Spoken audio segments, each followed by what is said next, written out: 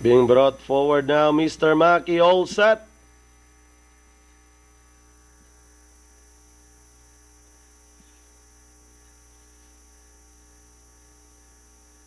Oh, Mr. Maki hanging halfway through at stall number 8.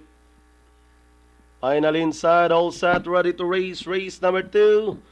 Good luck on your winner take all tickets.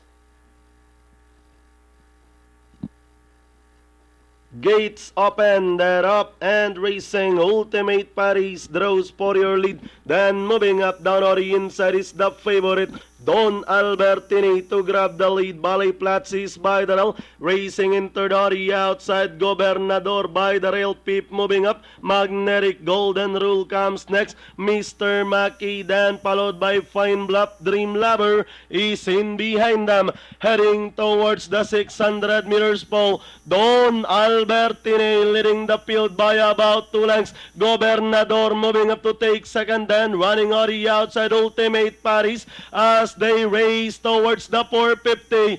Don Albertini still leading the field. Gobernador remains in second. Ultimate Paris, Golden Rule now in fourth, then followed by Balay Platz as they swing for home.